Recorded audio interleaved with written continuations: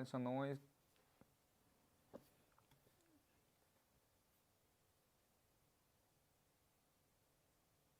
Okay, thank you.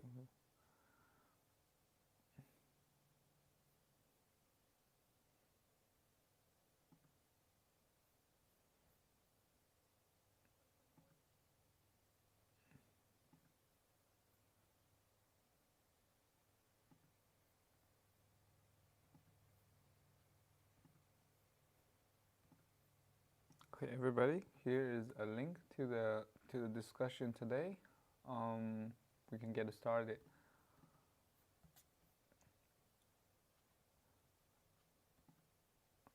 Okay, morning everybody. So it's a hope everybody is doing well after the hurricane yesterday. I don't think it impacted Harrisburg a lot, but still hope everything is going well. In today's lecture, we're going to go through the last chapter of this whole polymer science and engineering polymer physics lecture. And the topic is related to the rubber elasticity. And this particular topic, we're going to go through discussion about how does a polymer could behave like a rubber, and how can we use, again, the chain conformation to discuss and understand why rubber has unique property differs with metal, okay, especially in the metal spring is another very common elastic material used in engineering applications. Like you can see a lot of spring used in cars, in buildings for damping and elastic behavior, but they're quite different with our polymer rubber, and we're going to go through the detail. And we're going to discuss a lot about fundamental about mechanics, and these parts might overlap slightly with your mechanics or polymer related to mechanical engineering class that you guys have. So it's great that it might be sounds familiar. The second part will go into the detail, discuss about how we can use the chain conformation to understand the rubbery material. Especially, we can use chain conformation to describe whatever the force is at the polymer chain. Okay. So, without much further ado, let's get started for today's lecture. Well, I want to start the lecture to introduce some of the polymer's unique property that is not attainable by other material or other technique. First is polymers. Most of them has very unique viscoelastic property. So as we show here, the polymer at the same time can behave like a viscous liquid, shown here. A very classic example is a silly putty. You know, all those Play-Dohs, and when you let them sit on a surface for a long time, it can flow. Well, if you deform them quite rapidly, that means you pull them really fast, it can break, very much like a solid. So the difference between these two are, on the left, you need to understand a lot about viscosity, friction, and there is a lot of flow related to the dynamics of the polymer at different time scale. Let's say a very important concept is about how fast a chain can move with respect to how fast you're observing it. What we say observing is related to how you actually check it. So if your measurement takes a second to finish, or if your measurement takes a month or even a year to finish, then it will behave very differently. If you considering the flow of the polymer would take a few seconds, then if your observation time is on the second level, then it will behave viscoelastic. If your measurement is very, very long, then it will behave like a liquid. Okay? So it's all related to the unique property that is entanglement, and you will start to learn all these molecular dynamics and entanglement Some of them with Professor Yung Simon next year in polymer dynamics, and some of them in the polymer rheology with Professor Zhe that you guys will have next year. Okay, but it's very distinct. Almost any other ceramic or metal material that we encounter in our life don't have this particular behavior. Their relaxation time is typically very, very long. They are typically so long that we won't ever see any changes. I'll give you an example. For example, your glass window is actually also inorganic glass. Okay, what that means is it is not a crystalline; it's a silicon oxide.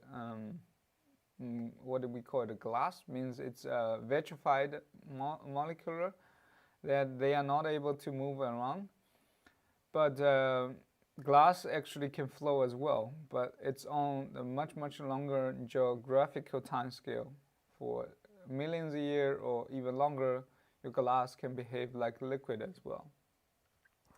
But more relevant to our time scale or our living and our observation time scale to the human being, that's just related to hours or years.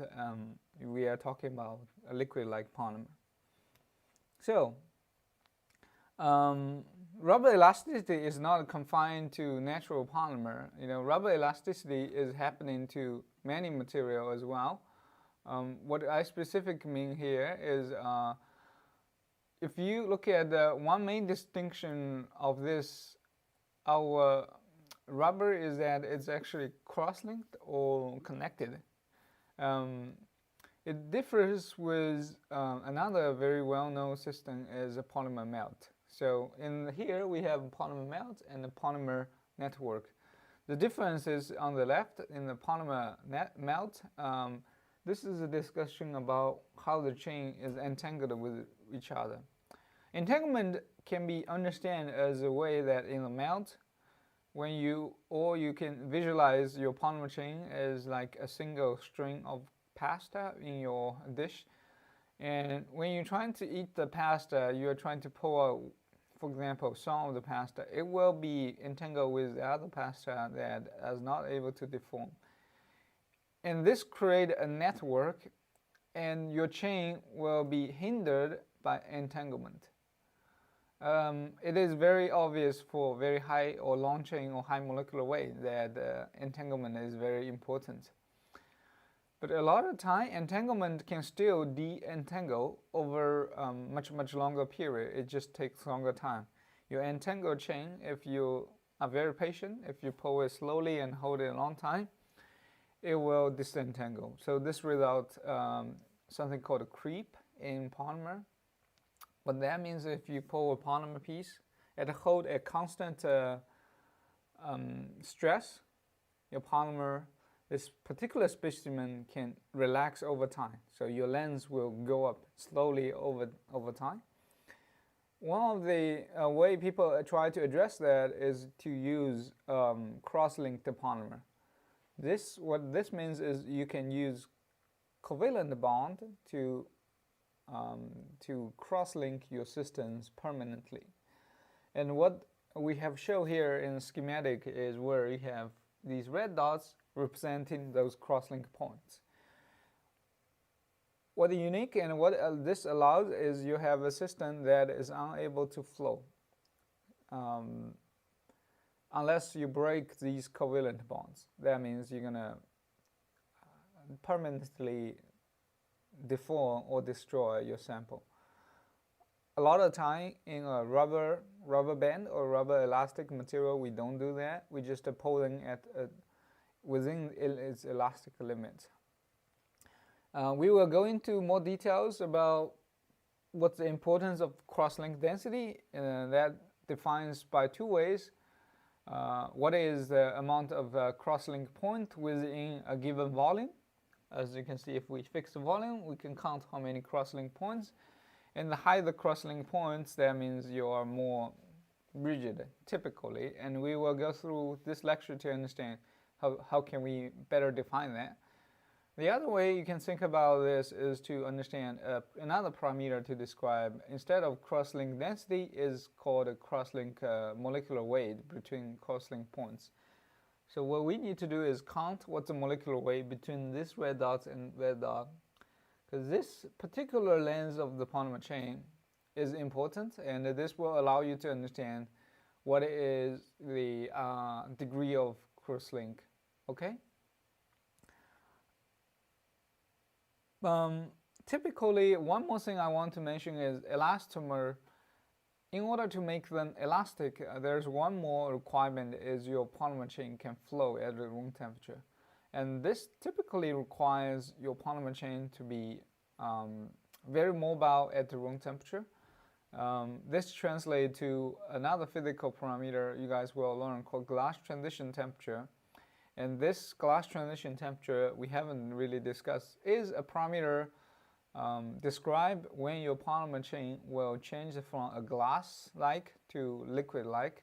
So what this particular means is glass-like means it's frozen and or vitrified, and liquid-like means your chain has mobility and can move around. So Tg is a parameter that defines if your polymer will move or not. And a very common polymer, for example, polystyrene, has Tg about 100 degrees Celsius, making them really rigid, and has a modulus about 3 gigapascal to 4 gigapascal level. So it's really rigid. Another example is PDMS. It is a polymer with a much lower Tg. Its Tg is usually about minus 90 or lower. Those are used in PDMS, cross-linked to PDMS as a rubbery material. Other example are polybutadiene is another polymer. It's a natural rubber. It has very low Tg. Okay. But if let's come back to the PDMS as an example. If it's low Tg and if it's not cross-linked, it will behave like this, but it can maybe disentangle really quick. So your polymer is not going to behave like a rubber-like. So as an elastomer, we have to satisfy two requirements. First is very low Tg, and second, it need to be cross-linked. Okay. So now let's talk about elastic response. So what is elastic response? In our life, that you probably experience some elastic response for several material, and a very important one that we use every day is a rubber band. Rubber band is a classic example. You have used polymer for its elastic behavior. Okay. You can deform it and measure the force versus displacement. In the elastic region, you usually only have the force linearly increase with displacement. As we show the example here, your F will be linearly increased with the displacement. And the spring constant, which is a parameter in front of this X, we call it K, is a parameter that defines how hard, how easy we can deform it. We can also discuss in the context of stress and strain behavior, and that particular parameter will be defined as elastic modulus or Young's modulus. Okay. In another example that's similar to the polymer is metal spring, as shown on the right. So metal spring is made of as a metal. It's very different operation mechanism compared to polymer, and we will go through this lecture to discuss what's the difference in similarity. The difference is that these metal spring can deform because of there's a changing in molecular atomic level of interaction between your atoms. Okay. They behave very linearly as a force and displacement. They are widely used in many areas, like spring load in many equipment requires quite high, for example, spring constant.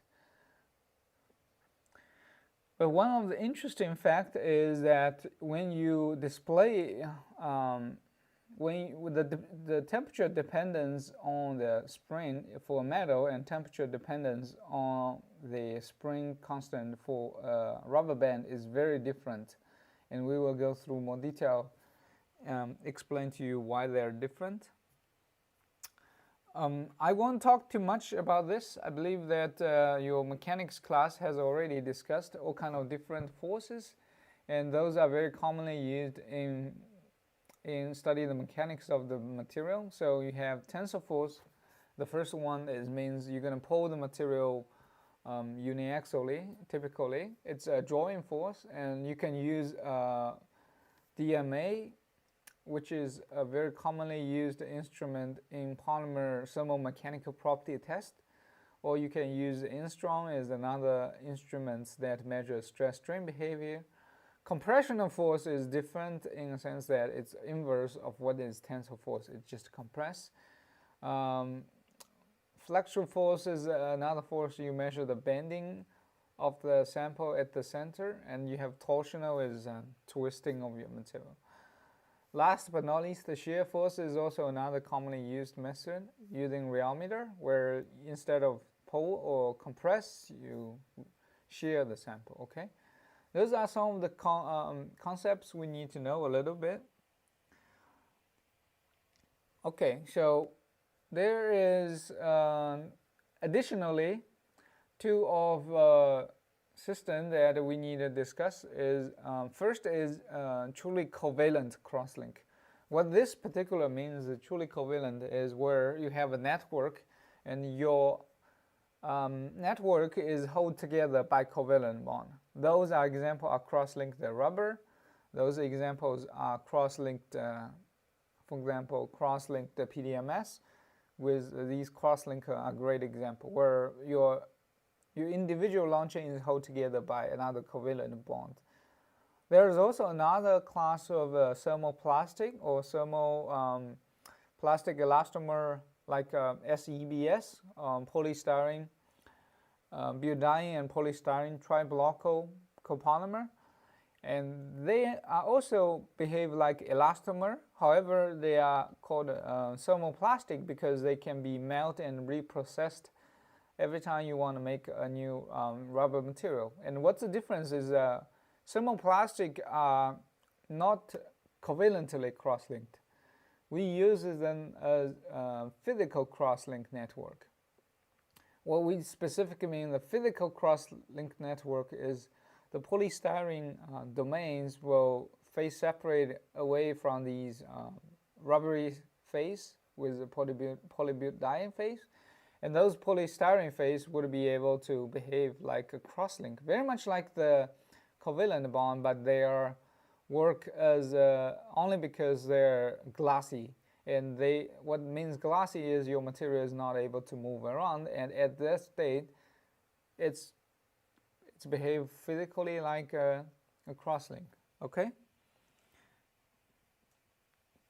So a few parameters to define. First is stress, and it's not about mental stress. This is another way to understand stress, but we are not discussing anything about this type of stress. The stress we specifically discuss about the stress at a given material. What this is, a force is being translated into a given area, and you can understand that will be how strong the material in a given cross-section has experiencing the force, and it's defined by here. Stress is defined by force divided by area, which is given by two types of unit. Usually people talk about Pascal. It's basically a pressure, or Newton per meter square. As we can see that this would be example where you have the same amount of stress in the left and right case, where in one case you have cross-section area show this shaded gray, and if you apply a force, the stress equals to F divided by A. If you want to maintain the same stress for a separate sample with twice the sample cross-section area, you need apply twice the force is 2F. Okay, so this would be the example define to us what is your stress level for a given material. And in polymer physics, we typically also discuss another one is your stress can be multidimensional. If you have a unidirectional stress, you call it plane stress. That means you only have the stress happening in one dimensional or two dimensional. If it's a plane stress, what plane stress means is there is no stress in outer plane direction. But generically, if you have material is XYZ direction, you would have stress in 3 dimensions. In each plane, you would have 3 stress. So for example, if I have a force being applied here, I can have a stress in the XX direction. That means I could also have a stress in the XY and XZ plane. And this happens also in this particular plane. So you can actually have the matrix of 3 by 3, total of 9 different stress for a given material. Okay? But a lot of time, for the sake of discussion for our lecture, we typically discuss this under the condition that we have normal stress. Normal stress is called your stress is only have the component is perpendicular to this particular plane. So that means sigma xy, sigma xz will be equals to 0, and you only have sigma xx term. And that defines is what is normal stress. The other forces, as you can see, sigma xy, xz is not going to be in a direction normal to the plane, but it's parallel to this particular plane, and they would create a shear force, and they are usually called a shear stress. Okay.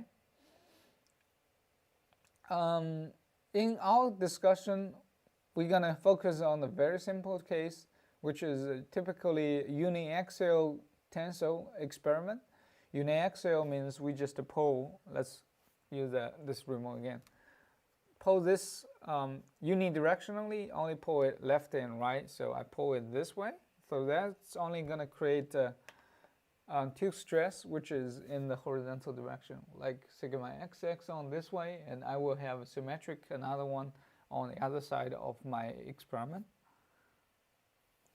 The other important what we need to discuss in the mechanics is going always together with the stress is a strain.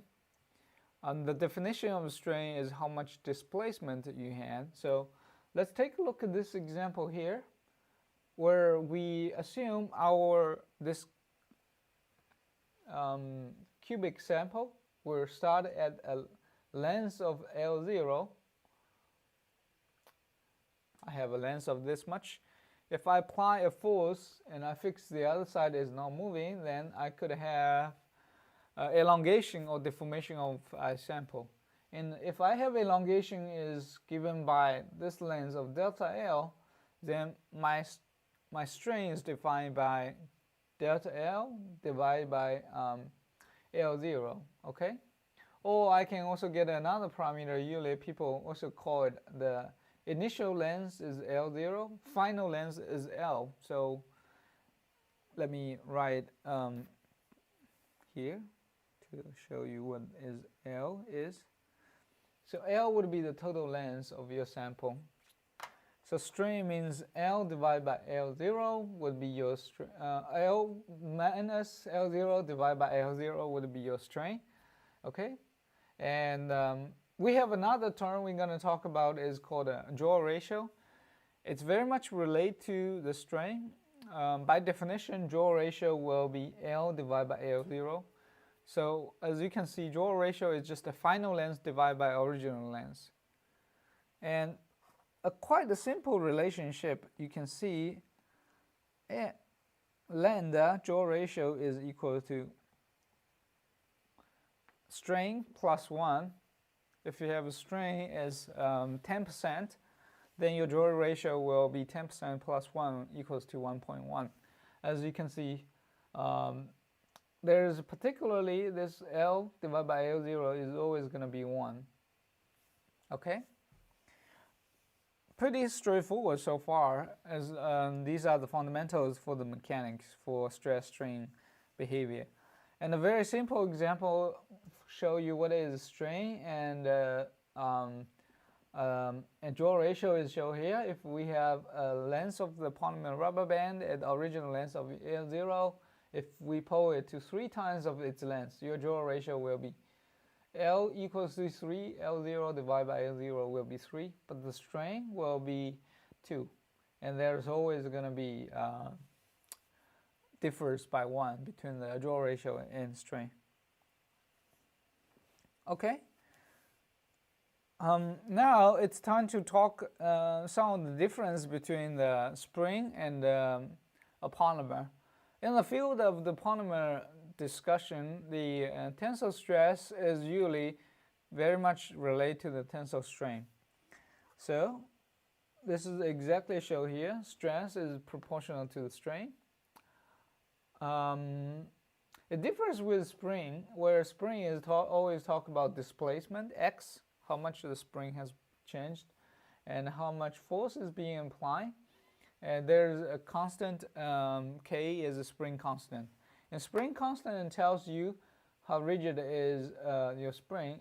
Similarly, for a rubbery polymer, the modulus E will define how rigid is your material. Let me give you several examples. You can have really rigid polymer, those oriented for crystalline example, for example, polyethylene. Those single fiber oriented are some of the most of the strongest polymer. They have usually modulus about 100 gigapascal. Okay. To give you another example, what about daily life that we can touch? For example, polystyrene typically has a modulus about 3 gigapascal, as I mentioned. Polypropylene usually on the order of gigapascal level. Those are, we call it a glassy material, so that's on the borderline about gigapascal level. How about the soft one? A great example is the rubber band, PDMS, or those rubber band. They typically have a modulus about megapascal, about 1,000 times softer than what you have in polystyrene or other glassy polymer. And you can have even softer, like hydrogel, or these jellos you can buy and make. Those typically on the order of kilopascal. And if you are still not clear about the level, kilopascal is about much softer than even than our skin. So if you think about your skin, if you touch it and feel it, this is about 100 kilopascal modulus in terms of E. Okay, your bone is much stronger, typically on several gigapascal. So it gives you some idea about softness. A little bit side topic, our group also discuss and use a lot of work related to the mechanics of the polymer. But our group study extensively about wearable electronics, that we are trying to develop some of the electronics that are soft, that can be wear on the skin. But a lot of polymer are too rigid that doesn't match the modular skin. As you can see, if you put a rigid piece of plastic like polystyrene on the skin, that's very uncomfortable. So it's really challenging to engineer a plastic both soft and it can conduct electricity. There's 2 additional parameters we need to discuss. There's compression modulus and shear modulus. Shear modulus is simple as G, and compression is K. And Young's modulus typically is written as E. Okay, so here is another example to talk about experimentally how you get those modulus. And you actually prepare something look like a dog bone shaped sample. You measure the cross section of the sample so you know the area. Then you load it in the instrument, then you can pull it, and strain can be get from the displacement divided by original length, right? That's what defines the strain. Stress is how much force is being applied to a polymer divided by its cross-section area, which you should measure before you load the sample, and then you can get this particular curve. A lot of time polymer will not show a perfect straight line, but it will show slightly curved line. And this is many reasons it can behave like that. It could be the polymer is happening something like yielding or strain softening, depends on the orientation of your polymer. And what is useful is to get the modulus of the material. Typically, there's still some different researchers define them differently. Commonly used one is look at the initial modulus. So typically defined within the first, within 0.05% or 0.01 or 0.005%. So from here, what is the slope of this stress strain curve? Since it's not linear, you can see the slope here will be different from slope there. So we need to get a very initial elastic region. Or you can use, some of the researchers use 1% secondant modulus. So we basically draw what is the stress at 1% and draw a straight line. As you can see, this is going to be slightly higher than this. As the slope, it would define your elastic modulus. And if you keep pulling, at some point it will fail. And for this particular sample, it fails right about 1% of strain. That is very common for glassy polymer if it's not deformable. But for many rubbery material, it usually can stretch 3 or 4 times its original length. Your strain will be up to like 300% way down here. There is also quite a good relationship between your deformation of a polymer. A lot of time when we deform it, we showed the example that the polymer will be elongated 3 times length while maintaining its cross-section. For example, in this case, well, we pull this horizontally 3 times, the width is not changing. That's usually not the case. Usually when you stretch in one direction, it will show compression force in the other direction so that your polymer would get narrower. And for example, this is a better way to represent it. So you have a darker color. Let me make it bigger. You have a darker color, shows what would be the original shape of your polymer coupon. It has a width of W0, length of L0. And when you start to stretch it, likewise we discussed, your stress will make it elongate, but at the same time, your width is going to be shrink from W0 to a new width of W, which typically narrower than where you start off. This here we need to discuss another important concept is a Poisson's ratio, as discussed here. This is V, and this is describe about lateral contraction, degree of lateral contraction for your polymer. What this defines as the changes in the length direction with respect to the width direction. So as you can see, your length direction is always going to be strain is delta L divided by L0. So your strain in the lengthwise direction.